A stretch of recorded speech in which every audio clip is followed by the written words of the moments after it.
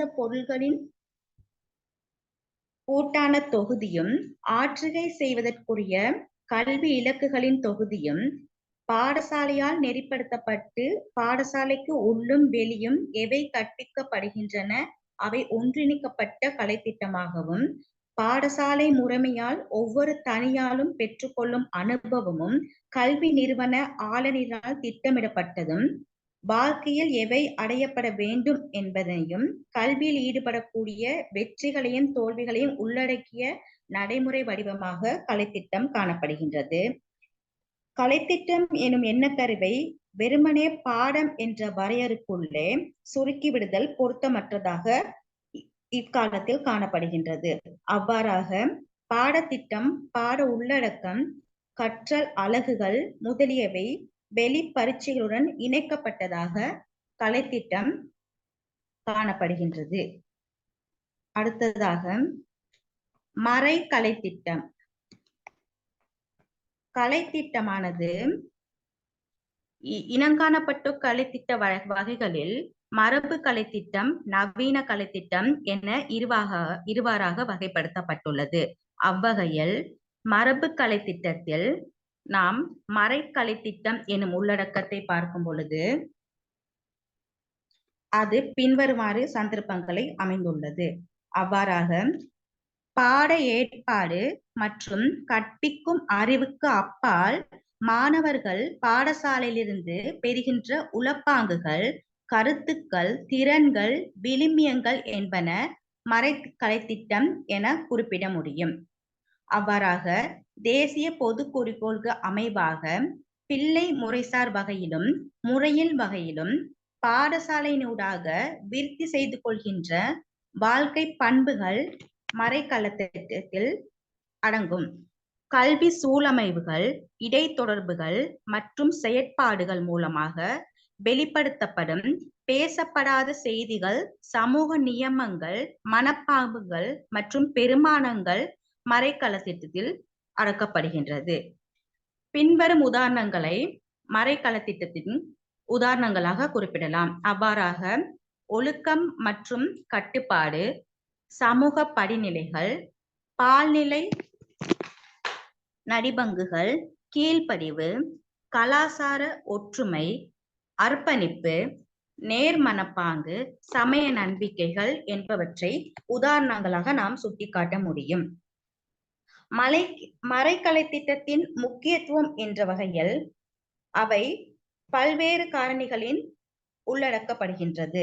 அவ்வாறாக சமூகமயமாக்கம், கலாசார பரிமாற்றம், மறைமுகமான செய்திகள், நியமங்கள் மற்றும் பெருமானங்கள், அடையாளம், தொழில் ஒழுக்க நெறி, குடிமை பொறுப்பு, சமூக திறன் என்பவற்றை கூறலாம். பாடசாலையில் மாணவர்கள் பெறுகின்ற விழுமியங்கள் எல்லோராலும் எதிர்பார்க்கப்படுகின்றது. இதன் மூலம் மாணவர்களின் தனியால் தொடர்பு அதிகரிக்க வேண்டும், சிறந்த பழக்க வழக்கங்கள் தோன்ற வேண்டும்.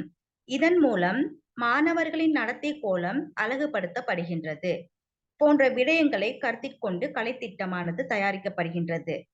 இவற்றுக்கு உதாரணமாக நேரம் தவறாமையுடன் செயற்பாடுகளை செய்தல், மாணவர்கள் வகுப்புக்கு ஒழுங்காக வருதல், வீட்டிலும் பாடசாலையிலும் கீழ்ப்பணியுடன் இயங்குதல் போன்றவற்றை கூறலாம். பாடசாலை மாணவரிடமும் பாடசாலையின் பழைய மாணவரிடமும் பாடசாலை விழுமியங்கள், தனியால் தொடர்பு சம்பந்தமாக ஏற்படுத்தக்கூடிய நடத்தை கோல பண்புகளை மறைக்கலை திட்டத்தில் அடக்க முடியும். மேலும் அதில் அடங்கக்கூடிய விடயங்களாக மேற்கண்ட விடயங்களையும் குறிப்பிடலாம். அவ்வாறாக பாடசாலை கொடி, பாடசாலை கீதம் முதலானவற்றுக்கு மதிப்பளித்தல், எப்போதும் பாடசாலையின் பெருமையை பாதுகாக்கும் உணர்வை பெற்றிருத்தல், பாடசாலை விழுமியங்களை பேணல் என்பவற்றை கூறலாம். அடுத்ததாக முறைசார் கலைத்திட்டம். முறைசார் கலைத்திட்டம் என்பது கல்வி அமைச்சின் விதப்புரைகளுக்கு ஏற்ப பாடசாலையில் கற்பிக்கப்படும் திட்டமிடப்பட்ட கலைத்திட்டமாகும். பாடசாலையில் காலத்துக்கு காலம் முறையான ஒழுங்கில் பாடத்திட்டம், பாட புத்தகம், ஆசிரியர் கைநூல் ஆகியவற்றின் உதவியோடு இக்கலைத்திட்டம் செயல்படுத்தப்படுகின்றது. முறைசார் கலை திட்டமானது பாடங்களையும் பாடத்தின் உள்ளடக்கங்களையும் படிமுறையாக சட்டகத்துடன் அமைத்ததாக காணப்படுகிறது. அடுத்ததாக அதில் குறிப்பிட்ட பாடசாலைகள் கல்வி அமைச்சின் விதந்துரைக்கு அமைவாக நடத்தப்படும் கலைத்திட்டத்தில் சில பண்புகளும் காணப்படுகின்றன. அவ்வாறாக கட்டமைக்கப்பட்ட உள்ளடக்கம், அதிகாரபூர்வ வடிவமைப்பு, கற்றல் குறிக்கோள்கள், திட்டமிடப்பட்ட அறிவுறுத்தல்கள், கணிப்பீடு, பொறுப்புக்கூறல், தரநிலைகள் என்பவற்றை கூறலாம். இது உத்தியோகபூர்வ ஆவணங்கள், பாடத்திட்டங்கள், பாடக்குறிப்புகள், அறிவுரைப்பு, வழிகாட்டிகள் என்பவற்றை கொண்டு ஆசிரியர்கள் மாணவர்களுக்கு கற்பிக்க வேண்டிய உள்ளடக்கத்தை கொண்டுள்ளது.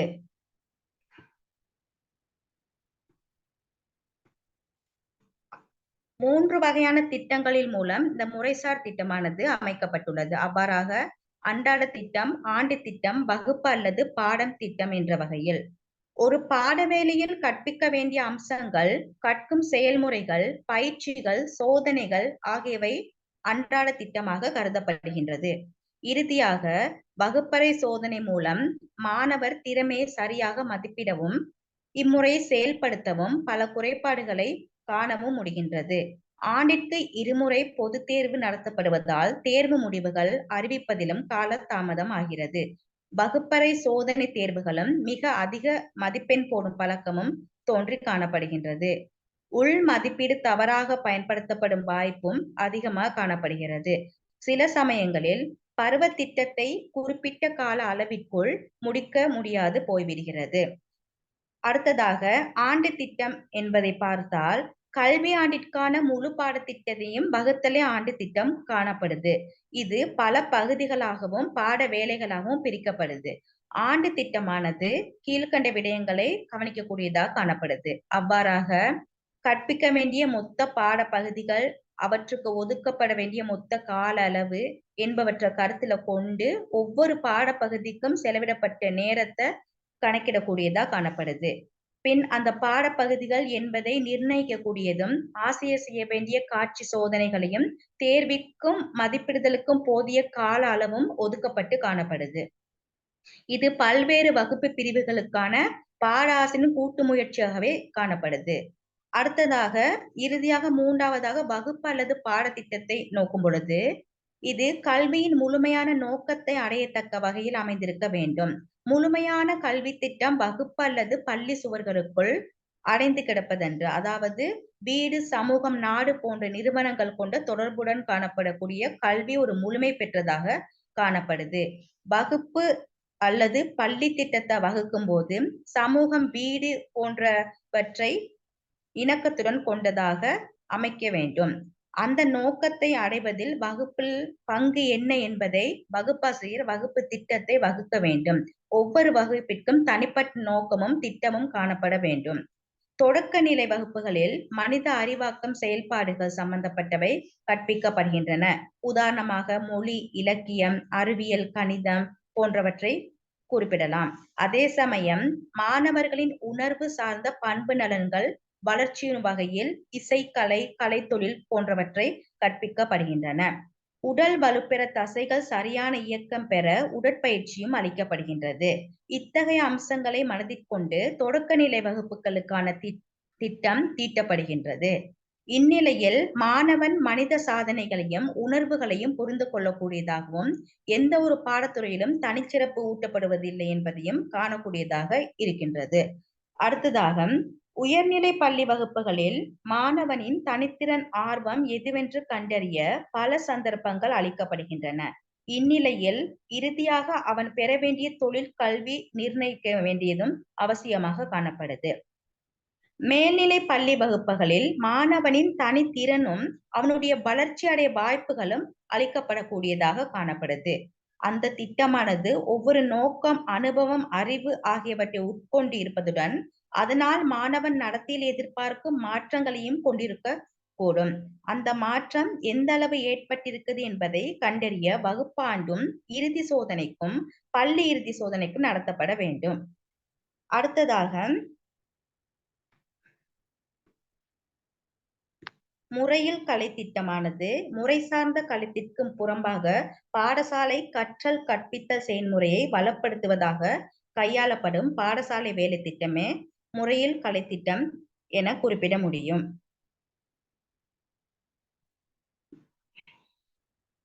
அடுத்ததாக பிரச்சினை மைய கலைத்திட்டமானது கலைத்திட்டுடன் கூடிய பிரச்சினைகளை உள்ளடக்கியதாக காணப்படுகிறது.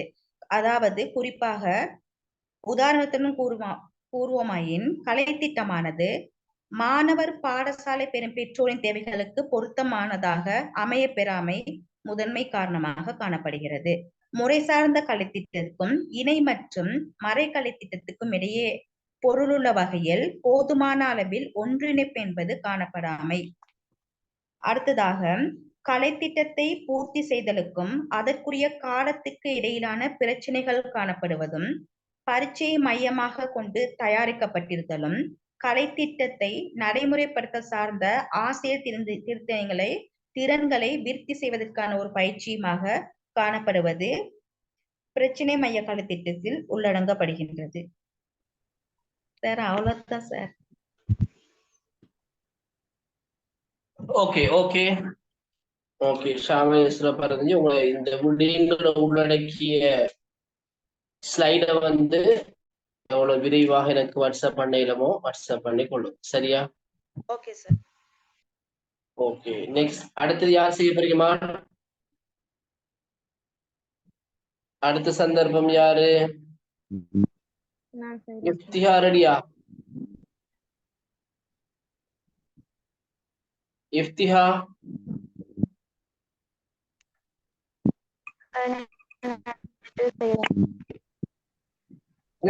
ரெடியாமா?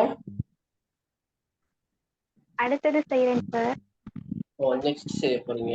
அடுத்தது வேற யாரு இருக்குது? ஷம்லா. ஷம்லா ரெடியா? சார் என்ன ஸ்லைடு வந்து எனக்கு ஷேர் பண்ணிக்கலாம் இருக்குது. நீங்க கொஞ்சம் ஷேர் பண்றீங்களா?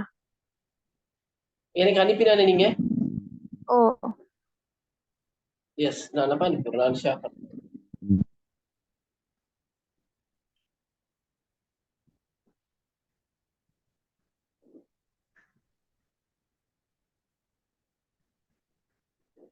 என்ன தலைப்பு மேல கூட கலை திட்டம் போட்டிக்கும்.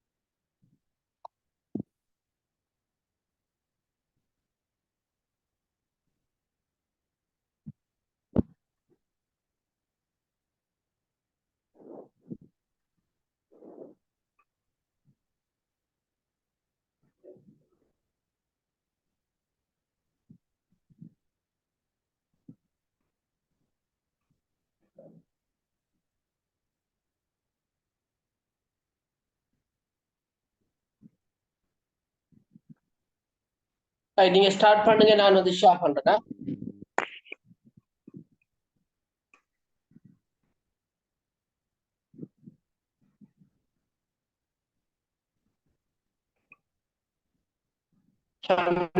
நீங்க ஸ்டார்ட் பண்ணுங்க, நான் ஷேர் பண்றேன்.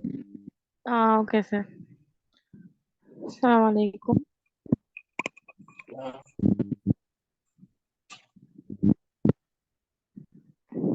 என் பேர் ஷம்லா, நான் குருநேகல். எனக்கு தந்த தலைப்பு வந்து கலை திட்டம் என்றால் என்ன என்றதோட கலை திட்டத்திட வகைகள்ல 2 வகை. மாணவர் மைய கலை திட்டம், ஒன்றிணைந்த கலை திட்டம். கலை திட்டம் என்றால் என்ன என்று பார்த்தால், ஒரு பாடசாலையில வகுப்பறைக்கு உள்ளேயும் வெளியிலையும் வந்து செயற்படுத்தப்படுற நடைமுறைப்படுத்தப்படுற எல்லா செயற்பாடுகளும் வந்து கலை திட்டம் தான் செல்லப்படுகிறது.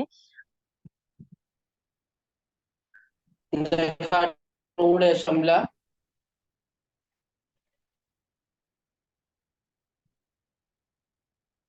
நீங்க அனுப்பினதா?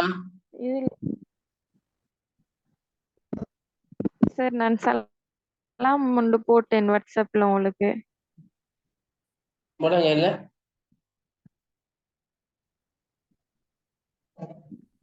நான் வாட்ஸ்அப்ல நேம் போட்டிக்கிறேன். ரைட் பா. நீங்க ஸ்டார்ட் அதோட பண்ணுங்க. கல்வியோட தேசிய குறிக்கோள்களை அடைஞ்சு கொள்றதுக்கும் பாடசாலையால வந்து மேற்கொள்ளப்படுற எல்லா விதமான அனுபவங்களுடையும் ஒன்று சேர்ப்பையும் வந்து கலை திட்டம்னு செல்ற மாணவர்கள்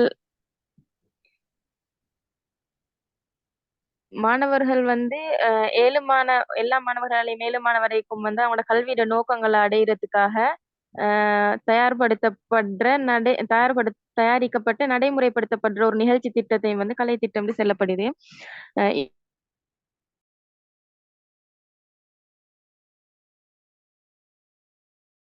இது வந்து ஒரு திட்டவட்டமான கால அளவிலையும் இடத்திலையும் வந்து கலை திட்டம் செல்லப்படுது. இன்னும்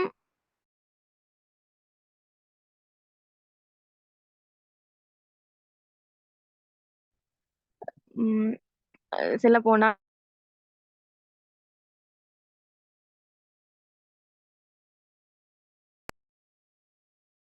அந்த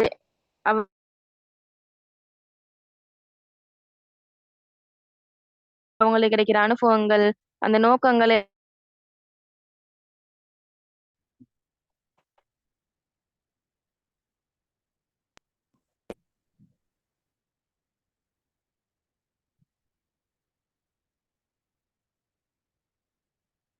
கூற்றுக்களை முன் வச்சுக்கிறாங்க.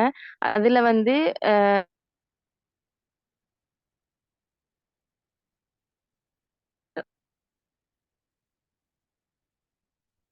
ஜான் கெர் செல்ற அறிஞர் சொல்லிக்கிறாரு. கலைத்திட்டம் செல்றது வந்து பாடசாலையில வழிகாட்டுதல் கீழே கற்கிறவங்களுக்காக வழங்கப்படுற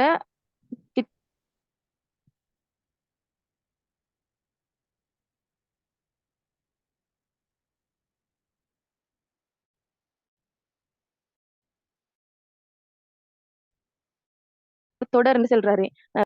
கலை திட்டம் செல்ற வந்து கல்வி வந்து திட்டமிடப்பட்டு வழங்கப்படுற வந்து எலியட் டபிள்யூ ஈஸ்னர் செல்ற அறிஞர் சொல்றாரு.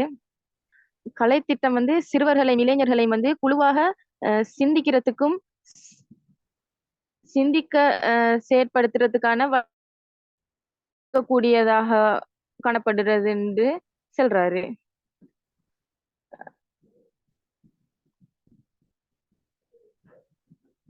அடுத்து வந்து நாங்க கலை திட்டத்திட வகைகள் மாணவர் மைய கலை திட்டத்தை எடுத்துக்கொண்டால் இது வந்து மாணவர்களோட சொந்த வாழ்க்கையே இல்லாட்டி அல்லது குடும்ப வரலாறு அதுகள் எல்லாத்தையும் அடிப்படையாக கொண்டதாகத்தான் காணப்படுது. அதோட இந்த கலை திட்டத்தை வந்து மாணவர் மைய கலை திட்டத்தை வந்து ஜோன் டூயி, ரூசோ, பெஸ்டலோசி, புரோபல் இந்த போன்ற அறிஞர்களால வந்து விருத்தி செய்யப்பட்டிக்குது. இதுல வந்து மாணவர்களோட தேவைகளையும் விருப்பங்களும் தான் முக்கியத்துவம் பெற்றிருக்குது. அதோட அவங்களோட சுதந்திரமான கருத்துக்களை வெளிப்படுத்துறதுக்கும் கூறுறதுக்கும் வந்து வாய்ப்பு வழங்கப்படுது. இதுல வந்து ஒரு தனி மாணவன் வந்து செயற்பாடற்றவனாக தனியாளாக வந்து கருதப்படுவது இல்லை. அவன் வந்து ஒரு சூழலோட இணைந்து அதற்கு இடையில வந்து இடைத்தாக்கம் புரிபவனாகத்தான் கருதப்படுறான். இன்னும் அவன் வந்து ஒரு செயற்பாட்டின் மூலமாகத்தான் கற்றுக்கொள்றான்.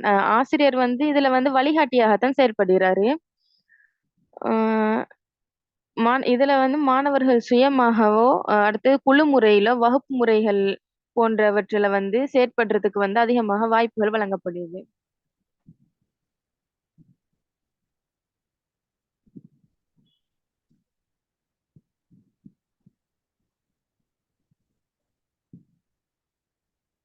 மாணவர் மைய கலை திட்டத்தை வந்து பல அறிஞர்கள் வந்து நிறைய கூற்றுக்களை கூறிக்கிறாங்க. அதுல வந்து 2 பேரோட கூற்றை பார்த்தா கெல்லி என்று செல்ற அறிஞர் வந்து மாணவர் மைய கலை திட்டத்தை கற்கிறாக்களோட தேவை, வளர்ச்சி, ஆர்வம் இது மூன்றையும் அடிப்படையாக கொண்டுதான் இந்த கலை திட்டம் காணப்படுதுன்றாரு. அடுத்து ஜோன் டூயி அவர் வந்து குழந்தை வளர்ச்சியோட நிலைக்கு ஏற்ப பாடசாலைகளை அமைத்து குழுவாக கற்கிறதுக்காக வகை செய்த குரூப் இந்த ஸ்டடீஸ் அந்த மாதிரி அதுக்காக ஏற்பாடு செய்யற ஒரு கற்கை தான் ஜோன் டூயி சொல்றாரு.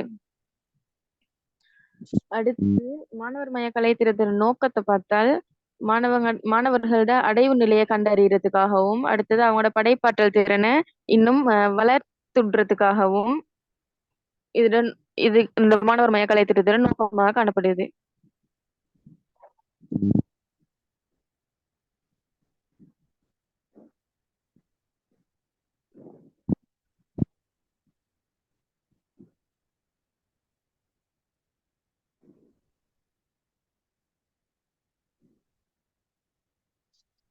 அடுத்தது ஒன்றிணைந்த கலை திட்டத்தை எடுத்துக்கொண்டா இந்த ஒன்றிணைந்த கலை திட்டம் சொல்ற வந்து பல்வேறான பாடப்பகுதிகள் எல்லாத்தையும் ஒன்றிணைத்து கற்றல்ட வளர்ச்சியிட மூலமாக பல்வேறுபட்ட பாடப்பகுதிகள் எல்லாத்தையும் ஒன்றிணைத்து ஒரு பாடத்துக்குள்ளுக்காக எல்லாத்தையும் கற்கிறது. இது வந்து அறிவுத்துறையோட ஒன்றிணைப்பால் ஏற்படுத்தக்கூடிய நன்மைகளை வந்து கருத்துல கொண்டு உருவாக்கப்பட்டிருக்குது. இதுல அறிவு, திறன், மனப்பாங்கு மூணும் வந்து அதோட விருத்தியில வந்து மூணுடையும் விருத்தியில சம கவனம் செலுத்தப்பட வேண்டும். அப்படின்னு சொன்னா ஒன்றும் வந்து கூடின கவனமா அமைக்கப்படாது, சிலதை குறைச்சி கவனம் செலுத்தவும் படாது. மூணும் வந்து சம அளவுல கவனம் செலுத்தப்பட வேண்டும். அடுத்து வந்து பல துறைகள்ல வந்து அனுபவம் உள்ள ஆசிரியர்களோட பங்களிப்பு வந்து ஒன்றிணைந்த கலை திட்டத்துல பெறப்படுது.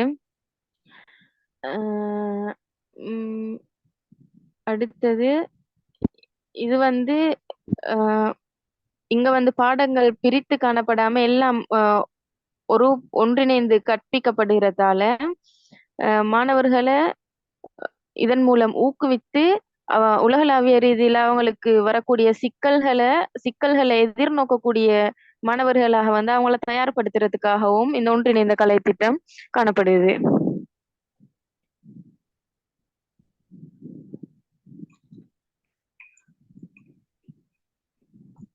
ஒன்றிணைந்த கலை திட்டத்திட பண்புகள் பல்பாடத்துறை சார் அணுகுமுறை, பல பாடங்கள் ஒன்றிணைந்து அதுல உள்ள விடயங்கள் எல்லாம் ஒன்றுழு கற்றப்படுதல், நிஜ உலக பொருத்தப்பாடு, மேலும் முழுமையாக கற்றல், செயற்திட்ட அடிப்படையிலான கற்றல். ஒரு செயற்திட்டத்தின் மூலமாக கற்கப்படுறதோட முழுமையா எல்லா பாடப்பரப்பையும் வந்து கற்கக்கூடிய வாய்ப்பு கிடைக்குது. அடுத்து நுண்ணாய்வு சிந்தனை, இது வந்து எல்லாரும் ஆய்வு செய்யக்கூடிய ஒரு சிந்தனையை வளர்க்குது. அடுத்து குறுக்கு கலை திட்ட கருப்பொருள், அடுத்து ஆய்ந்தறிதல் அடிப்படையிலான கற்றல். இந்த கலை திட்டத்திற நன்மைகள் வந்து முழுமையான விளக்கம், ஒரு பாடம் சம்பந்தமாக எல்லா விதமான விளக்கங்களும் அதுல காணப்படுது. அடுத்து மேம்படுத்தப்பட்ட ஈடுபாடு, ஒவ்வொருத்தரோட ஈடுபாடும் வந்து வளர்ச்சி அடைஞ்சிட்டே போகுது. இடமாற்றத்தக்க திறன்கள், அடுத்து வாழ்நாள் நீடித்த கற்றல், தொடர்ந்தும் கற்கிறது. இறுக்கமான ஆசிரியர் மாணவர் தொடர்பு, ஆசிரியர் மாணவர்களுக்கும் இடையிலான தொடர்பு வந்து அதிகமாக காணப்படுது.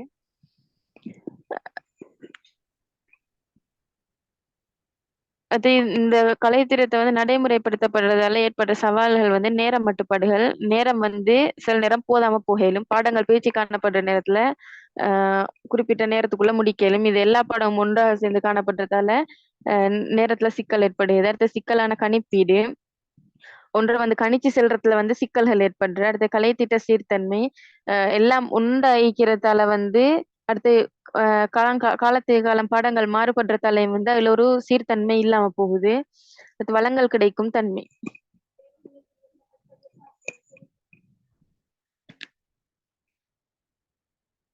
நன்றி. முடிஞ்சு சார்.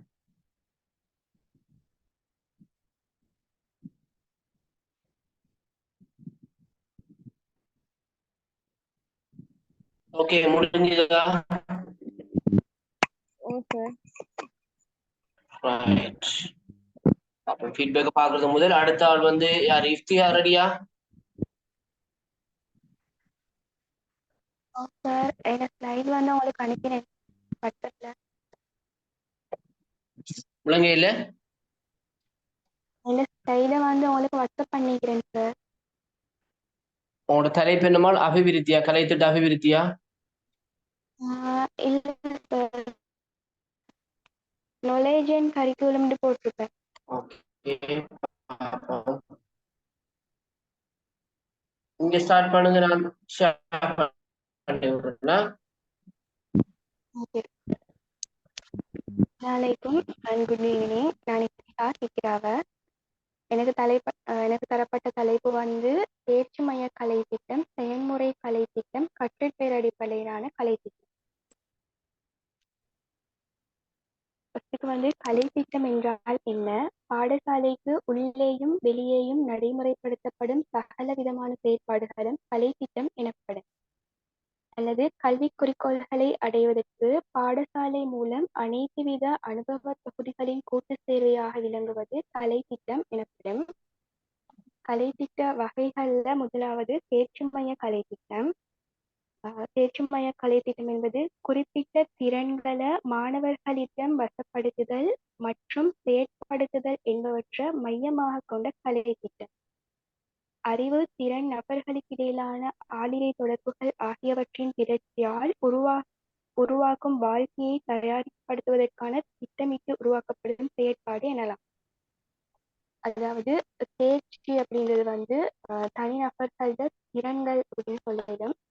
ஒரு வேலையை தொடர்ந்து செய்வதன் மூலமாக வாழ்க்கையில கிடைக்கிற அனுபவம் அல்லது திறன் என்பதை வந்து தேர்ச்சி மைய கலை திட்டம் எனலாம்.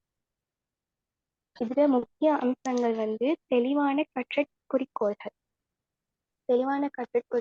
அடுத்தது வந்து தனியார் மைய கல்வி. தனியார் மைய கல்வின்றது அதாவது தனிநபர்ட விருப்பங்களுக்கு அமைய கற்கிறது. அவங்க வந்து சாய்ஸ் பண்ணி அவங்களோட திறன்களுக்கேற்ப கற்கிறது. அடுத்தது தேர்ச்சி மற்றும் தகைமை.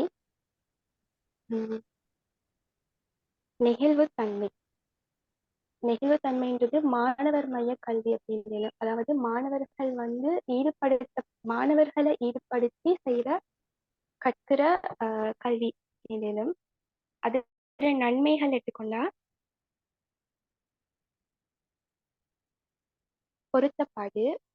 பொருத்தப்பாடுன்றது வந்து எதிர்காலத்துல செய்ய எதிர்பார்க்கிற ஒரு தொழிலுக்கான அனுபவத்தை அல்லது ஒரு திறனை வந்து கற்றல் அனுபவ மூலம் ஏற்படுத்தி கொள்ளுது. ஊக்கல் என்றது தனிநபர் விரும்பிய ஒரு துறையில காணப்படுற புதிய விடயங்களை தேடி அறிந்து கொள்ளக்கூடிய ஆர்வம் அப்படின்னு சொல்லலாம். வாழ்நாள் கற்றல் என்றால் புதிய விடயங்கள்ல தொடர்ந்து ஈடுபடுதல் மூலம் அதன் மூலம் கிடைக்கிற அனுபவத்தை வாழ்நாள் முழுவதும் பெறக்கூடியதாக இருக்கும். அடுத்தது நிபுணத்துவம் என்றது அறிவையும் கற்று செய்தி பார்க்கிற ஒரு சந்தர்ப்பமும் கிடைக்கும். இரண்டாவது கற்றற்பேறு அடிப்படையிலான கலை திட்டம்.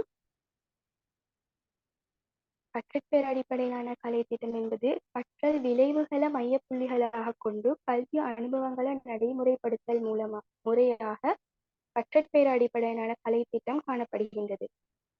இது மாணவர்களின் திறன்களை அடிப்படையாக கொண்டது. கற்றலின் முடிவுல மாணவர்கள் என்ன செய்ய வேண்டும் என்பதை அடிப்படையாக கொண்டது. அதாவது பாடத்தை கற்பிக்கிறதுக்கு முன் இதை கற்பிக்கிறதுனால மாணவர்கள் கற்றலுக்கு பின் பெரும் விளைவு என்ன, மாணவர்களோட மாற்றம் என்ன, இதிலிருந்து எதை கற்றுக்கொள்ள வேண்டும் என்பதை அடிப்படையாக கொண்டது. இதுல முக்கிய அம்சங்கள் செயற்பாட்டு மையமானது. அதாவது மாணவர்கள் வந்து இதுல செயற்பாடுகளை மேற்கொள்ள வேண்டும். அடுத்தது கணிப்பீட்டு முறை. மாணவர்கள் ஒவ்வொரு படிமுறையிலையும் கணிப்பீடு செய்யப்படுதல் வேண்டும். அடுத்த முக்கிய அம்சம் வந்து தெளிவான கற்றற்பேறு. இதுல நன்மைகள் வந்து தெளிவு,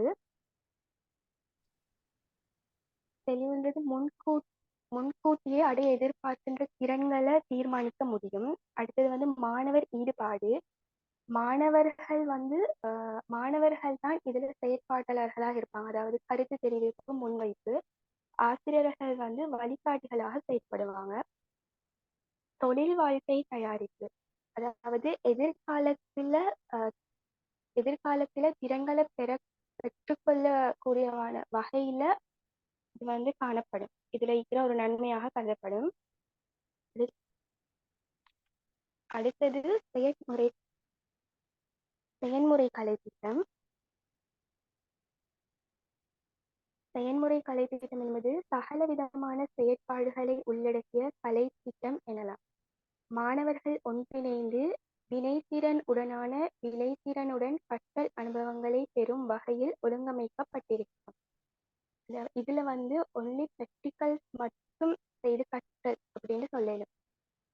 இது வந்து ஆரம்ப பிரிவு வகுப்புகள்ல இந்த கலை திட்டம் நடைமுறைப்படுத்தப்படுகின்றது. உதாரணமாக மெட் சப்ஜெக்ட், அடுத்தது வந்து சயின்ஸ், அதே உயர்தரங்கள்ல பக்கெட் சப்ஜெக்ட், ஹோம் சயின்ஸ், அது அந்த பாடங்கள்ல செயன்முறை கலை திட்டம் நடைமுறைப்படுத்தப்படுகின்றது. நன்றி.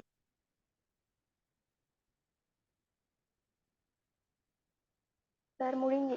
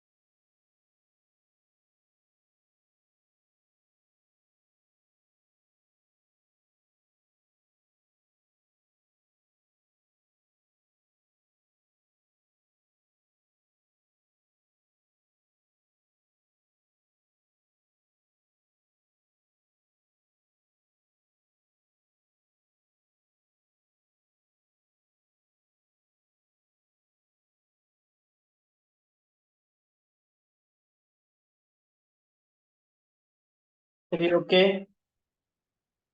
நெட்வொர்க் கொஞ்சம் சிக்கலா இருக்கு போல தெரியுது.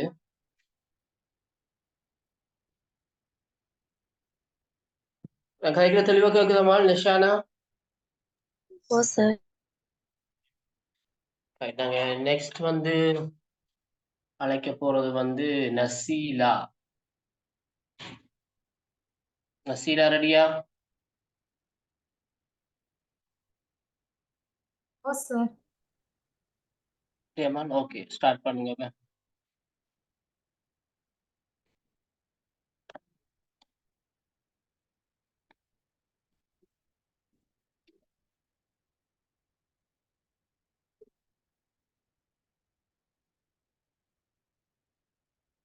ஸ்டார்ட் பண்ணுவோம். நசீலா.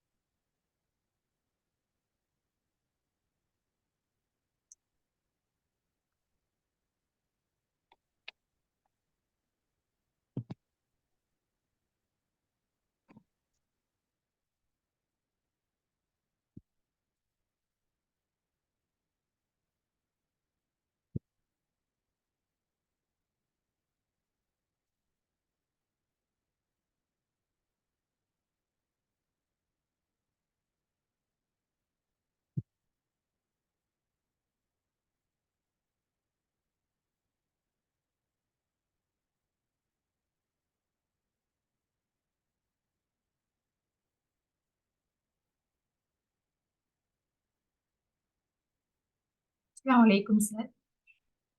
இணை தந்திக்கிற தலைப்பு வந்து கலை திட்டத்தின் அவசியம் அல்லது முக்கியத்துவம், கலை திட்ட செயல்முறை. இதுதான் இணை தந்திக்கிற தலைப்பு. இப்ப நாங்க பார்க்க போறோம் கலை திட்டம் என்றால் என்ன.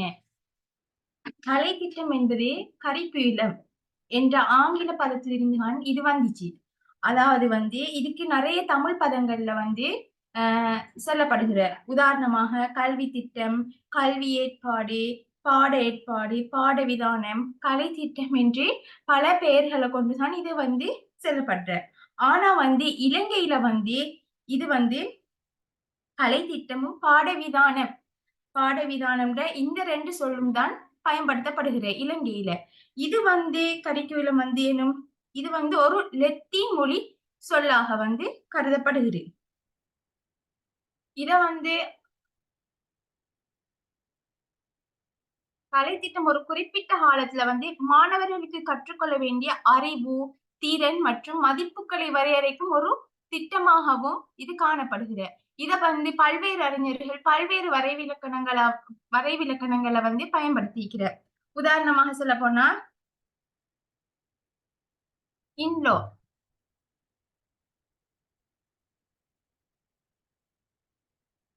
என்பவர் வந்து 1966 வந்து பாடசாலையில வந்து கூட்டு முயற்சி ஒன்றாக விளக்குகிறார்.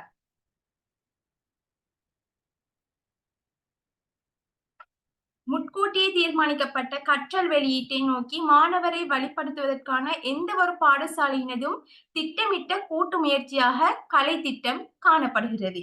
அதாவது வந்து இதுல வந்து பிரதானமாக இந்த இன்லோ வந்து இவருடைய கூட்டுல வந்து பிரதானமாக 3 விடயங்கள் வந்து சொல்லப்படுகிறது. அதாவது வந்து திட்டமிடல், கற்றல், வெளியீடு. இவை 3 தான் இவருடைய கூட்டுல முக்கியமாக வந்து காணப்படுகிற. இதுல வந்து கலை திட்டம் இவருடைய கலை திட்டம் இது வந்து பிள்ளைகளை வந்து குறிப்பிட்ட வெளியீடுகளை அடைந்து கொள்வதற்கு கற்கிறதுக்கு வந்து திட்டமிட்டப்பட்டிருக்க வேண்டும் என்பதையும் வந்து இவர் வந்து வலியுறுத்துறார். அடுத்தது வந்து இன்னொருத்தர் சொல்ற கேர்.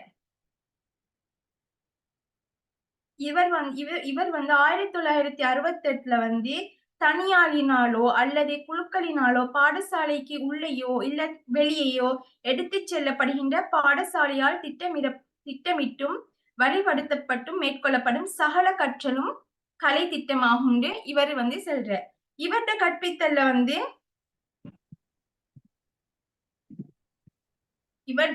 இவர் எந்த சொல்றா திட்டமிட்ட இவர்ட கூற்று வந்து என்ன சொல்றேன்னா, மாணவர்களுக்கும் செயற்பாடுகளும் தனியாளுக்கு மட்டுமில்லாது குழுக்களுக்கு ஒழுங்கமைக்கப்பட முடியும் என்பதையும் அங்கீகரிக்கப்படுவதாக இந்த இவர்ட கற்பித்தல் முறை காணப்படுகிறது. இவர் வந்து மேலும் இவர் சொல்றார் வந்து கற்பித்தல் முறைகளுக்கும் சில முக்கியத்துவம் இணைக்கப்பட்டிருக்க வேண்டும் என்பதையும் இவர் வந்து கூறுவார். அடுத்தது வந்து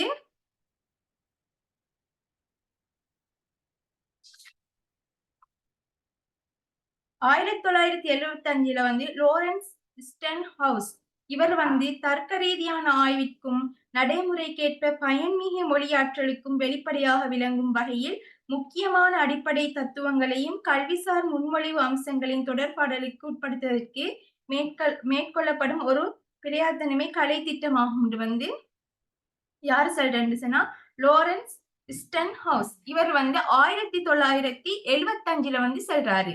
எப்படின்னு சொன்னா குறிப்பிட்டு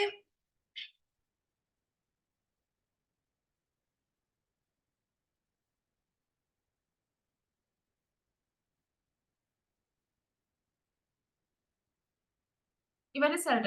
அடுத்தது வந்து என்னை சந்திக்கிறது வந்து கலை திட்டம் வந்து ஏன் அவசியம். இப்ப நாங்க பார்க்கிற கலை திட்டம் வந்து நிறைய முறையில வந்து அவசியப்படுகிற ஒன்றாக காணப்படுகிற. அதுல முக்கியமானதுகளை பார்த்தோம் சொன்னா ஆக்கபூர்வ திறன் மற்றும் விமர்சன சிந்தனை வளர்ச்சி.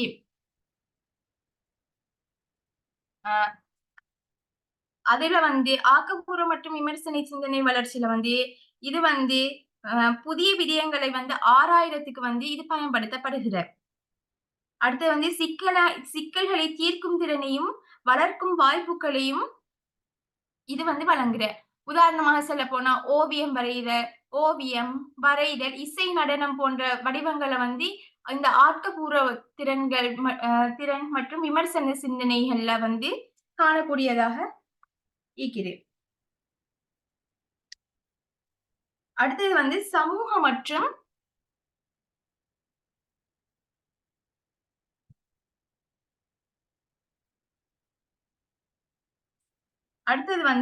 சமூக மற்றும் உணர்ச்சி வளர்ச்சி.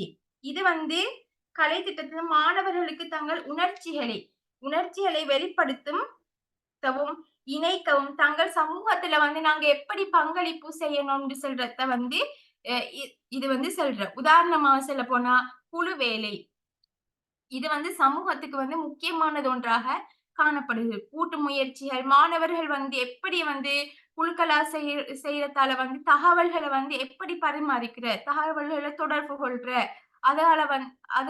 அத வந்து இதுல சொல்ற. ஒத்துழைப்பு மரியாதை போன்ற முக்கிய சமூக திறன்களை வளர்த்துக் கொள்வதற்கு வந்து இந்த சமூக மற்றும் உணர்ச்சி வளர்ச்சி வந்து பயன்படுத்தப்படுகிற.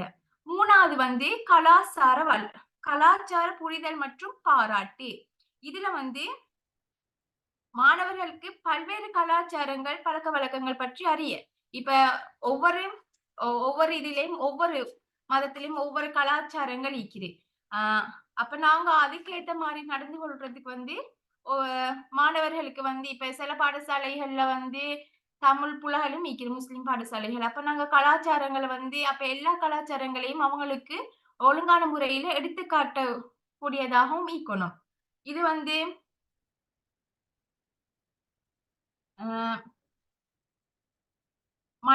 இந்த மாணவர்கள வந்து மனித அனுபவத்தின் பன்மையை வந்து பாராட்டக்கூடியதாகவும் இது வந்து காணக்கூடியதாக இருக்கிறது.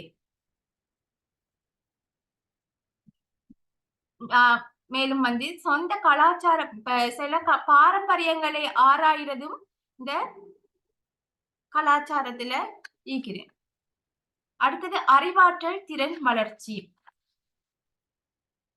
இதுல வந்து முக்கியமா காணப்படுகிறது வந்து அறிவாற்றல் திறன் வளர்ச்சின்னு சொன்னா நினைவாற்றல். ஒரு மாணவர்களுக்கு வந்து எப்படி நினைவாற்றல் இருக்கணும் அவங்க வந்து எப்படி கவனம் செலுத்துறாங்கோ அதுகளை வந்து நாங்க வந்து மெயினா பார்க்க வேண்டிய ஒன்றாக காணப்படுகிற.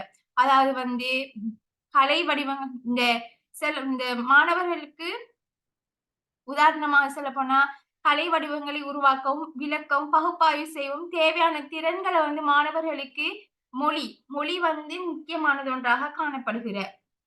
இத வந்து சில பாடங்கள்ல கணிதம், அறிவியல் போன்ற பாடங்கள்ல வந்து இது வந்து காணக்கூடியதா இருக்குது. இதுல வந்து கலை திட்டங்களை மாணவர்களுக்கு சிக்கலான கருத்துக்களை வந்து புரிந்து கொள்வதற்கும் புதிய தகவல்களை கற்றுக்கொள்வதற்கும் ஒரு ஈடுபாடு மற்றும் அர்த்தமுள்ள வழியை இது வந்து வழங்குது. அடுத்தது வந்து 5வது வந்து நாங்க பாக்குறோம்னு சொன்னா வாழ்க்கை திறன்கள் வளர்ச்சி. வாழ்க்கை திறன் எப்படின்னு சொன்னா கலைத்திட்ட மாணவர்களுக்கு நேர மேலாண்மை, இலக்கு நிர்ணயம் மற்றும் பிரச்சனை தீர்க்கும் திறன்களை வளர்க்க வந்து இது உதவுது. அப்ப இதுல வந்து முக்கியமா வந்து இந்த மாணவர்களோட ஒழுக்கம், பொறுப்பு, அடுத்தது கடின உழைப்பின் முக்கியத்துவத்தை வந்து மாணவர்களுக்கு கற்றுக் கொடுக்க வேண்டும். அடுத்தது வந்து கலைத்திறன் மாணவர்களுக்கு தங்கள் வாழ்க்கையில் வெற்றி பெறவும் சமூகத்துல வந்து நாங்க ஒரு அர்த்தமுள்ள ஒரு முக்கிய இந்த சமூகத்துக்கு வந்து ஒரு முக்கிய பங்களிப்பை வந்து நாங்க வழங்கக்கூடியதாகவும் ஈக்கணும்.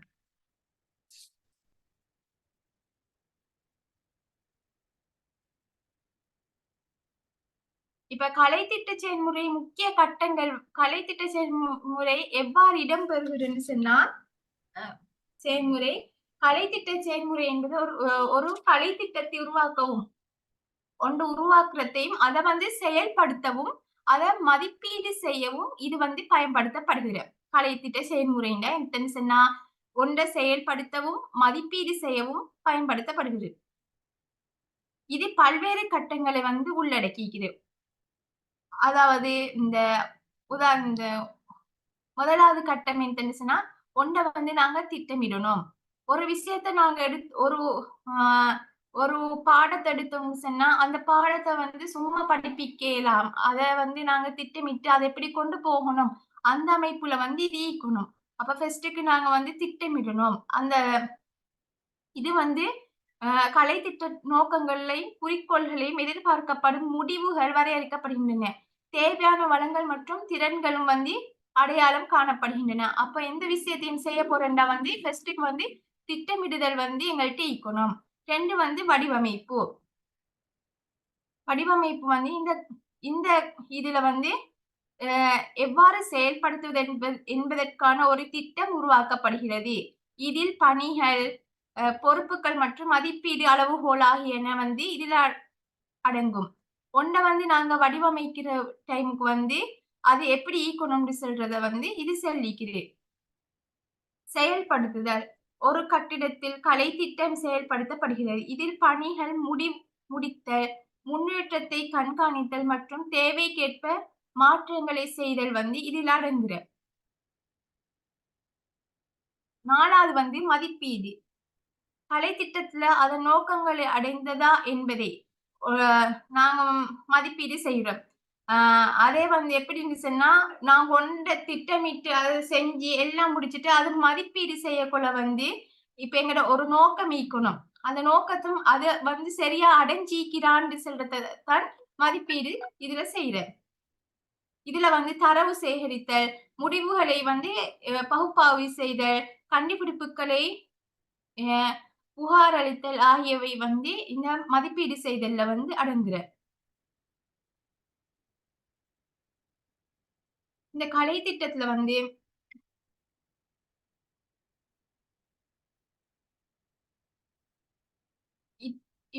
இப்ப திட்டமிடுதல், வடிவமைப்பு, செயல்படுத்துதல், மதிப்பீடு இது வந்து எல்லா ஒரு செயற்பாட்டுக்கும் கலைத்திட்ட செயல்முறையில ஒரு முக்கிய பங்காக இது காணப்படுகிறது. அவ்வளவுதான் சார்.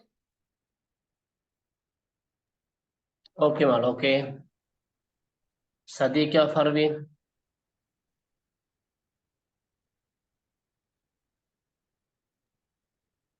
சார் நான் உங்களுக்கு ஸ்லைட் அனுப்பினேன், அதை ஷேர் பண்றேன். உங்களோட ஷேர் ஆகுது. இப்ப நீங்க ஸ்கிரீன்ல போட்டோன்னு வருது தானே பாத்தேன்னா இங்கிலீஷ் ஷேர் பண்ண மாட்டலையே சரிக்குமா? இல்ல சார் என்கிட்ட லெப் இல்ல சார். இப்ப நீங்க போட்டது ஷேர் ஆகி வந்துச்சு போன்லயா? அது நான் லேப்ல செஞ்சு ஒத்தட்ட சொல்லி அப்படி அனுப்பினேன். இப்போ உங்களோட போன்ல கிடக்குது அது. ஓ சார். அது நீங்க போடலாம், ஈஸியா இருக்கு. நான் நம்ம போன்ல தான் உங்களை செய்யறேன், நான் கைட் பண்றேன். ஷேர் பண்ண முடியலாது சார். அப்படியா? என்ன பேர்ல அனுப்பிடுங்கம்மா? சதீகா பர்வீன்.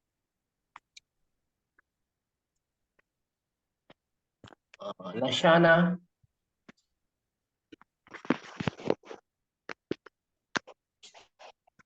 லஷானா. சார். ஓ, அந்த ஹோஸ்ட் வந்து உங்களுக்கு மாறி இருக்குமா, எனக்கு கொஞ்சம் மாத்தி போடுமா? நீங்க என் பேருக்கு நேர வச்சு கிளிக் பண்ணீங்கன்னா மேக்க ஹோஸ்ட் வரும், அதை கிளிக் பண்ணிடும்.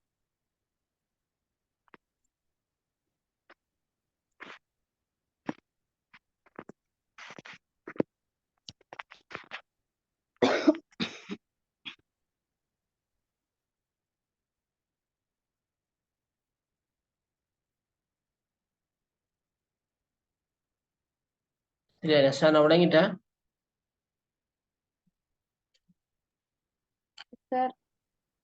ஓ, என்னுடைய பேர் இருக்குதானே, அதுக்கு நேரம் வந்து நீங்க கிளிக் பண்ணினீங்கன்னா ஒரு புக்ஸ் மேக்க ஹோஸ்ட் வரும். வருது. எஸ், அதை ஓகே பண்ணுங்க. ஓகே கொடுத்தேன் சார். ஆனா அது இல்லையே. அப்படித்தான் கொடுத்தேன். அந்த மாற இல்லையா? உங்களோட பேர்ல தான் ஹோஸ்ட் இருக்கு.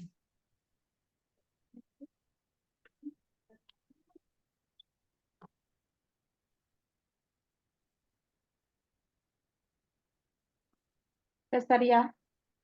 ஓகே ஓகே, சரிம்மா ஸ்டார்ட் பண்ணுங்க ஷதிகா பரவி, நான் வந்து ஷேர் பண்றேன்.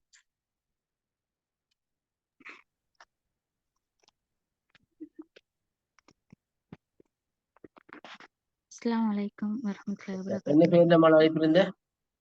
சதீகா பர்வீன்.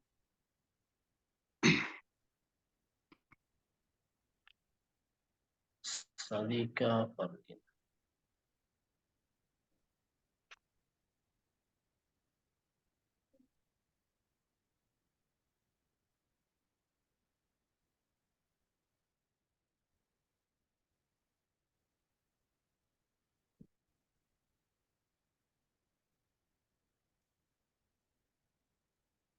சரி ஸ்டார்ட். அஸ்ஸலாமு அலைக்கும். என்னோட பேர் சதீகா பர்வீன். நான் தோர கொட்டுவேன். எனக்கு கிடைச்ச தலைப்பு கலைத்திட்ட அணுகுமுறை. கலைத்திட்ட அணுகுமுறை கலைத்திட்ட அணுகுமுறைன்னு பார்க்கறதுக்கு முதல் அணுகுமுறைண்டா என்னன்னு நாங்க பார்ப்போம். அணுகுமுறைண்டா ஏதேனும் ஒன்று நாங்க சிந்திக்கிற தன்மை, அல்லது அதை செய்து முடிக்க நாங்க பயன்படுத்துற முறை, அல்லது அதை பத்தி நாங்க எங்களோட அனுபவம், அந்த ஒரு விஷயத்த பத்தி எங்களோட அனுபவம், அந்த ஒரு விஷயத்த செய்ய நாங்க பயன்படுத்துற முறை, அதுகளத்தை நாங்க அணுகுமுறை என்று சொல்றோம். அந்த நாங்க அந்த விஷயங்களுக்கு தான் அணுகுமுறைன்னு சொல்றோம். அந்த அடிப்படையில கலைத்திட்ட அணுகுமுறைண்டா நாங்க அந்த கலைத்திட்டம் ஒன்றை கையாளுற விதம், அதே மாதிரி அந்த கலைத்திட்டம் ஒன்றை திட்டமிடுற விதம், அதை உருவாக்குற வடிவமைக்கிற அல்லது அதை அமுலாக்குற முறைகள், அல்லது அதை பத்தி நாங்க சிந்திக்கிற முறையத்தான் கலைத்திட்ட அணுகுமுறைன்னு சொல்றேன். அந்த கலைத்திட்டம் ஒன்றை எப்படி நாங்க கையாளுற விதம், அல்லது அந்த கலைத்திட்டம் ஒன்றை எப்படி திட்டமிட்டு அதை அல்லது உருவாக்குற எப்படி, அந்த அதை பத்தி நாங்க இந்த யோசிக்கிற சிந்திக்கிற முறை, அதுகள் தான் வந்து கலைத்திட்ட அணுகுமுறை என்று சொல்லு. கலைத்திட்ட அணுகுமுறை பத்தி வந்து நின்று ஓன்ஸ்டைன் மற்றும் ஹங்கின்ஸ் வந்து நின்று கருத்தொன்று கூறிக்கிற கலைத்திட்ட அடிப்படைகள், அதாவது தத்துவங்கள், வரலாறு பற்றிய நோக்கு, உளவியல் மற்றும் கற்றல் கோட்பாடு பற்றிய நோக்கு, சமூக எழுவினாக்கள் பற்றிய நோக்கு, மற்றும் கலைத்திட்ட ஆட்சி பரப்புகள், கலைத்திட்டம் தொடர்பான கோட்பாடு மற்றும் நடைமுறை தத்துவங்கள் ஆகியவற்றை ஒருவர் முழுமையாக நோக்கும் நிலையினை அல்லது ஒருவரின் பேர் நோக்கு நிலையினை பிரதிபலிப்பதே கலைத்திட்ட அணுகுமுறை என்று ஓன்ஸ்டைன் மற்றும் ஹாங்கின்ஸ் அவருடைய கருத்தை கலைத்திட்ட அணுகுமுறையை பத்தி கூறியிருக்கிறாரு. இதன் அடிப்படையில் கலைத்திட்ட அணுகுமுறை மூலம் எங்களுக்கு கலைத்திட்டம் ஒன்றோட விருத்தி மற்றும் அதோட வடிவமைப்பு, எப்படி அதை வடிவமைச்சிச்சு ஒருவர் எங்களுக்கு அதை எங்களுக்கு நோக்கலாம் அந்த கலைத்திட்ட அணுகுமுறை மூலம். அதே மாதிரி அந்த கலைத்திட்டத்தை வந்து நின்று அணுகுமுறையில கலைத்திட்டத்திட மாணவர் எந்த அளவு அந்த கலைத்திட்டத்துல எந்த அளவு மாணவர்ட வகிப்பாங்க, ஆசிரியர்ட வகிப்பாங்க, அதே மாதிரி அந்த கலைத்திட்ட நிபுணர்கள்ட வகிப்பாங்க, எந்த அளவு வந்து எங்களுக்கு அதுவும் கலைத்திட்ட அணுகுமுறை மூலம் எங்களுக்கு விளங்கிக் கொள்ளும். அதே மாதிரி அந்த கலைத்திட்டத்திட இலக்கு, நோக்கம், குறிக்கோள், அதே மாதிரி அதில் காணப்பட்ட பிரச்சனைகள், எந்த பிரச்சனைகள் இருக்கிற என்று இந்த அணுகுமுறை மூலம் எங்களுக்கு விளங்கிக் கொள்ள இயலும். இந்த அடிப்படையில வந்து இந்த கலைத்திட்ட அணுகுமுறை வந்து ஒவ்வொரு ஆளுக்கும் ஒவ்வொருத்தருக்கும் வேறுபட்டு இந்த கலைத்திட்ட அணுகுமுறை வந்து எங்களுக்கு இதன் அடிப்படையில் 5 வகையா படிச்சலாம்.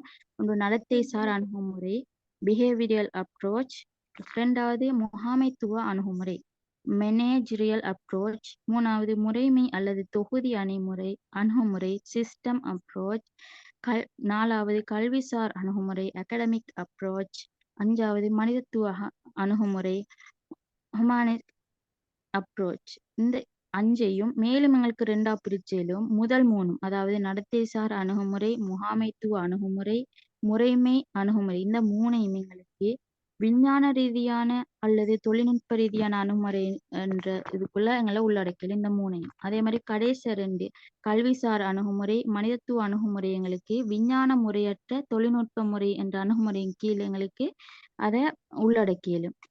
விஞ்ஞான ரீதியான தொழில்நுட்ப முறை வந்து மரபு ரீதியான கல்வி கோட்பாடுகள் அதோட தொடர்புடையது. அதாவது முறையான பாடசாலைகள்ல உள்ளடக்குறது. விஞ்ஞான முறையற்ற இது வந்துட்டா இந்த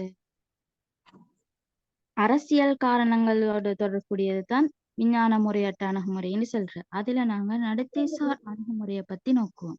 அந்த நடத்தை சார் அணுகுமுறை இது வந்து மிக பழமையானது. இது வந்து அந்த நாள்ல இருந்து காணப்பட்டது. இது வந்து இன்னும் இந்த கல்வி இது துறையில வந்து இன்னும் இந்த தாக்கம் செலுத்தினுதான் நீக்கிறது இந்த அணுகுமுறை. இந்த அணுகுமுறை மூலம் ஒருவற்ற காணப்பட்ட தேவையற்ற பொருத்தமற்ற அந்த நடத்தை எங்களுக்கு மாற்ற இயலும். அது நடத்தை சார் அணுகுமுறை என்றாலே வந்து நடத்தை சார் ஒத்தட்ட காணப்பட்ட தேவையற்ற நடத்தைகளை மாற்றுதான் நடத்தை சார் அணுகுமுறைன்னு சொல்றோம். இதன் மூலம் எங்களுக்கு வந்து நாங்க கடந்த காலத்துல கற்றவற்றிலிருந்து நிகழ்காலத்தில் சரியான நடத்தையை வெளியிடுவதாகும். அதாவது நாங்க கற்ற விஷயத்தை பயன்படுத்தி இப்ப எங்களோட நிகழ்காலத்தில் உள்ள சரியான நடத்தைய வெளியிடு எங்களை சரியான ஒரு சரியா அதை பயன்படுத்துற தவறான வழியில் இல்லாம ஒரு நல்ல இது பாதையில எங்களை வெளியிடுவதுதான் நடத்தை சார் அணுகுமுறை. நடத்தைக்கான காரணங்கள் அறித மீள் ஒழுங்கமைப்பு என்பன மேற்கொள்ளல், நடைமுறை சாத்தியமற்ற நடத்தை, பயம், கலக்கம், அச்சம் போன்ற நடத்தையில் இருந்து மாணவரை மீட்டல். இது தான் இந்த நடத்தை சார் அணுகுமுறையில மேற்கொள்ற. அதாவது நடத்தைக்கான ஒத்தட்ட நடத்த மாற்றத்துக்கான அந்த காரணம், ஒருத்தர் இப்ப தவறான பாதையில போறேன்டா அதுக்கான காரணத்தை இந்த அணுகுமுறை மூலம் எங்களுக்கு நோக்கலாம். அதே மாதிரி அப்புறம் எங்களுக்கு அந்த தவறான பாதையில இருந்து எங்களுக்கு ஒழுங்கமைக்கவும் மேலும் அதுதான் மீள் ஒழுங்கமைப்பு. மேலும் அவற்றை காணப்பட்ட பயம், கலக்கம், அச்சம் அந்த மாணவர் எங்களுக்கு மீட்கல். இந்த அணுகுமுறை மூலம் அந்த மாணவரை நோக்கும் போது அவற்றுள்ள எங்களுக்கு பிரச்சனை அந்த நடத்தை மாற்றத்தை எங்களுக்கு விளங்கிக் கொள்ளும். அந்த மூலம் அந்த நடத்தை எங்களுக்கு அவற்றுள்ள அந்த நடத்தை எங்களுக்கு மாற்றிடும். அதே மாதிரி உதாரணமா ஒரு பொருளை தொட்டா அவரு அந்த கையை கழுகாம அப்படி சாப்பிட்டு இல்லாட்டி எந்த வேலையும் செய்யறா அவர் அந்த பொருளை தொட்டா கையை கழுவிட்டு சாப்பிட வைக்கலும்.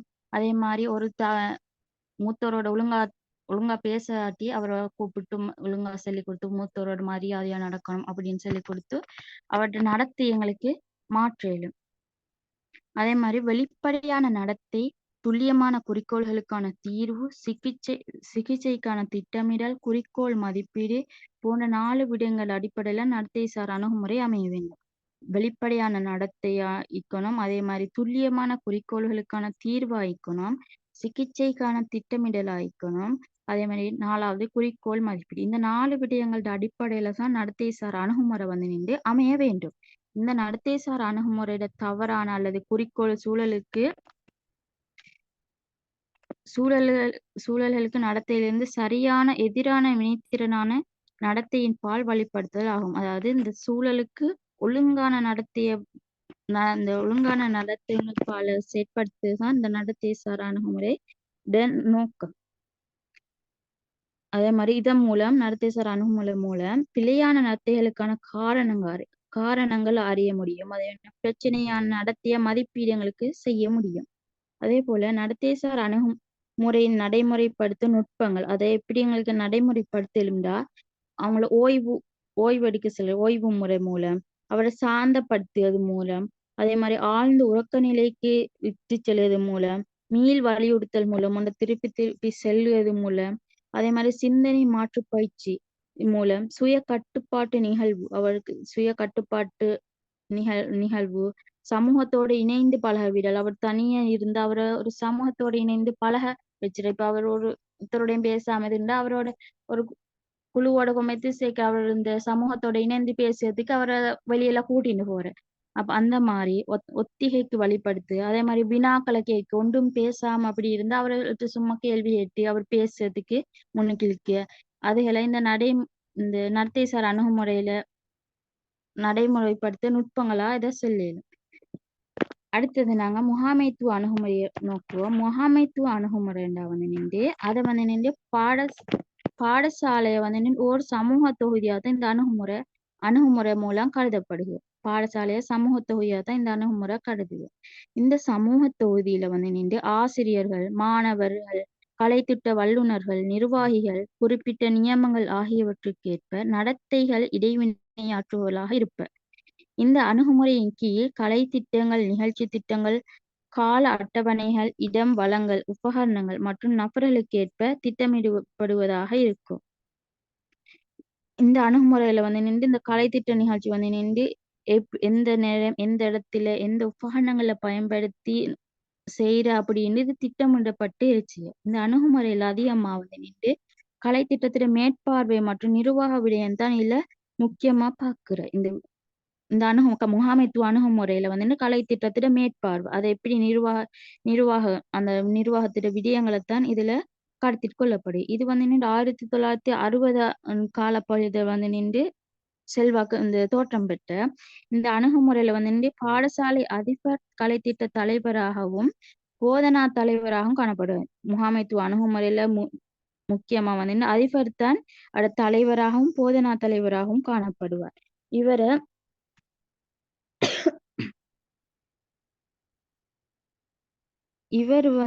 கொள்கைகளையும் முன்னுரிமை விடயங்களையும் உருவாக்கி மற்றும் புத்தாக்கம் என்பன செல்ல வேண்டிய பாதையினை உருவாக்கி கலைத்திட்டம் மற்றும் கற்பித்தலை திட்டமிட்டு ஒழுங்குபடுத்துவராக காணப்படுவார்.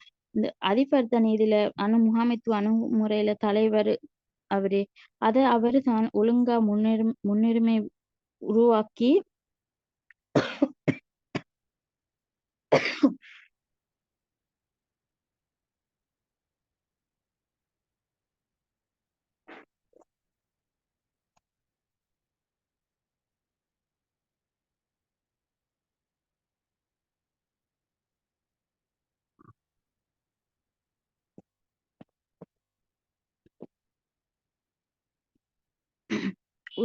கலைத்திட்டம் மற்றும் கற்பித்தல திட்டமிட்டு ஒழுங்குபடுத்துவர இந்த அதிபரே காணப்படுவார். Thank you. Okay, Master. Appo last one, Afra.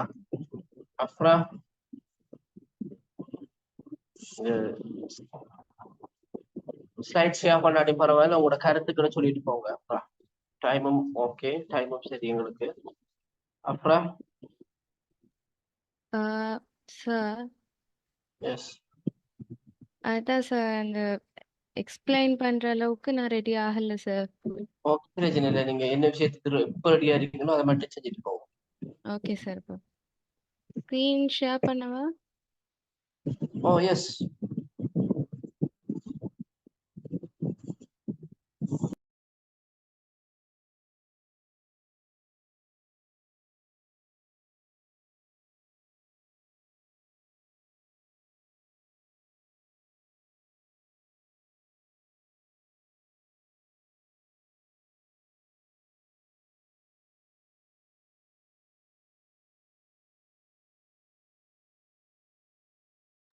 Sir yes. Sir அது எப்படி ஷேர் பண்றது மட்டும் கொஞ்சம் சொல்லுங்க சார். ஓ, நீங்க வந்து கீழுக்கு வந்து போனீங்கன்னு சொன்னா ஷேர் ஷேர் ஸ்க்ரீன். ஓ. அதை கிளிக் பண்ணி போட்டு உங்களோட ஒரு டாக்குமெண்ட் எதுன்னு கேட்கும். அந்த டாக்குமெண்ட்டுக்கு போய் வந்து கிளிக் பண்ணீங்கன்னா ஷேரா. அப்படி கேட்கலையே சார். ஆ அப்படி கேட்கலையே. நீங்க ஷேரை கொடுங்க, கொடுத்தோன்னு என்ன வேற ஏதோ உங்களுக்கு. Yes, okay. ஓகே. இந்த ஸ்கிரீன் வந்துட்டு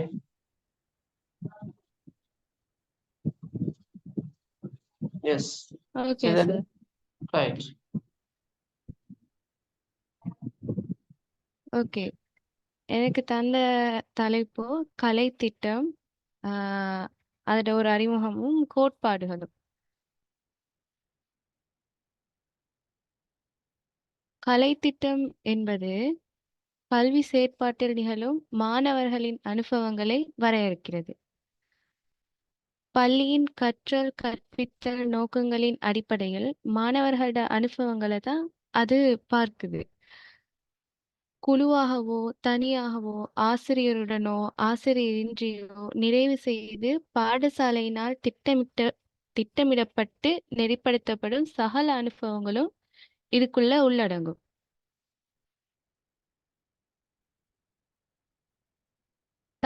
கலை திட்டத்தை தயாரிக்கும் போது கருத்தில் கொள்ள வேண்டிய விடயங்கள் என்னன்னு சொன்னா, தத்துவ காரணிகள், சமய காரணிகள், சமூக காரணிகள், பொருளாதார காரணிகள், அரசியல் காரணிகள். இது 5 விடயங்களும் இதுக்குள்ள உள்ளடங்கும். இது 5 விடயங்களையும் நாங்க ஒரு கலை திட்டம் தயாரிக்கும் போது நாங்க கட்டாயம் கருத்தில் கொள்ளணும். அடுத்தது கலை திட்டத்தின் சிறப்பியல்புகள். தற்போதைய சமூக தேவைகளை நிறைவு செய்தல், எதிர்கால சமூக தேவைகளை நிறைவு செய்தல், சமநிலையான ஆளுமையை விருத்தி செய்தல், தனியாளிடத்தில் ஆக்கத்திறன், மதிநுட்ப திறன்களை விருத்தி செய்தது, தொழிலில் ஈடுபடுவதற்கு தேவையான அடிப்படை திறன்களை விருத்தி செய்கிறது, தனியாளினதும் சமூகத்தினதும் விருத்திக்கும் தேவையான அறிவு, திறன், மனப்பாங்கு, ஆற்றல் ஆகியவற்றை இளம் சந்ததிக்கு வழங்குறது. இது எல்லாமே ஒரு கலை திட்டத்தின் சிறப்பியல்பாக சொல்லப்படுது. அடுத்தது கோட்பாடுகள். கலை திட்ட கோட்பாடுகளா முதலாவது இலட்சிய கோட்பாட்டுவாதம்.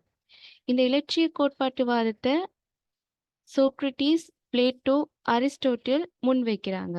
இது மிகவும் தொன்மையான ஒரு கல்வி கோட்பாடாக இருக்குது. கல்வி செயற்பாடுகளுக்கான திறவுகோலா ஆசிரியர் தான் இருக்கிறாங்க. இந்த கோட்பாடு கூட ஆசிரியரை அதீதமாக மையப்படுத்தி தான் இந்த இலட்சிய கோட்பாட்டுவாதம் இருக்குது. இரண்டாவது இயற்கைவாதம். இது இயற்கையோடு இணைந்த அனுபவங்களை அறிவாக கொள்ளுது. சுய பராமரிப்பு திறன்களை கற்றுக்கொள்ளல், சுய அனுபவங்கள் வழியாக கற்றலை முன்னெடுத்தல், ஆசிரியர் மாணவர் மீது கவனம் செலுத்த வேண்டுமே அன்றி கல்வியின் மீது கவனம் செலுத்தல் ஆகாது அப்படின்னு அவங்க இயற்கைக்கு திரும்புற மாதிரி இயற்கையை கொண்டு அவங்க இந்த இயற்கைவாதத்தை முன்வைக்கிறாங்க. That's all. S, okay. இன்று எங்களுடைய பிரசன்டேஷன் கிளாஸ்ல வந்து கலந்து கொண்ட 8 பயிலர்களும் உங்களுடைய முன்வைப்புகளை உங்களால் முடிந்த வரைக்கும் சிறப்பாக நீங்க முன் வச்சீங்க. இது உங்களுக்கு ஒரு முதல் அனுபவம் நிறைய பேர் சொல்லியிருந்தீங்க. ஓகே, எதிர்காலத்துல உங்களோட இந்த அனுபவங்களை நீங்க இன்னும் மேலும் வளர்த்து கொள்ள வேணும். ப்ரெசன்டேஷனை வந்து நாங்கள் தயாரிக்கின்ற போது இந்த பொண்டுகள் வந்து மிக கவனமாக கையாள வேணும். ஒரே சீராக இந்த பொண்டுகள் இருக்க வேணும். இடத்து பிள்ளைகள் தவறுகள் இடம்புறதை தவிர்த்து கொள்ள வேணும். ஒரு ப்ரெசன்டேஷனாக இருந்தால் கூடுதலான பட விளக்கங்கள், படங்களை போட்டு விளக்கங்களை கொடுக்கிறது இன்னும் சிறப்பானதாக இருக்கும். அதுக்குரிய வசதிகள் உங்களுடைய இருக்குமாக இருந்தால் நீங்க அதை கண்டிப்பாக நீங்க பயன்படுத்தி கொள்ள வேண்டும். அடுத்தது சரளமாக நாங்க எதை கதைக்கிறோம் என்கிறத நாங்க தீர்மானித்து கொண்டு சரளமாகவே நாங்க வந்து பேசிக்கொண்டு போறதா. இடையூறுகள் ஏற்படுமாக இருந்தால் அதை பத்தி நாங்க கவலைப்பட்டோ அல்லது அதை பத்தி கடுமையாக யோசிக்க வேண்டியது இல்லை. நாங்க அடுத்தடுத்த விடயங்களை நாங்க கண்டினியூ பண்ணி கொண்டு போவோமா இருந்தா நாலாவது ஓட்டத்துல வந்து எங்களுக்கு ஒரு சிறப்பான முன்வைப்பு செய்வதற்கான ஒரு திறனை வந்து நாங்க விருத்தி செய்யக்கூடியதாக இருக்கும். ரைட், உங்களால முடிஞ்ச வரைக்கும் இன்றைக்கு உங்களோட சிறந்த முன்வைப்புகளை நீங்க முன்வைச்சீங்க. இன்றைய கிளாஸ்ல கலந்து கொண்ட உங்கள் அனைவருக்கும் நன்றிகளை கூறி நான் விடைபெறுகிறேன். ரைட், இன்னொரு பாடத்துல நாங்க இன்ஷா அல்லாஹ் சந்திப்போம். அது வரைக்கும் அஸ்ஸலாமு அலைக்கும், குட் நைட், வணக்கம். வலைக்கும் சலாம் சார்.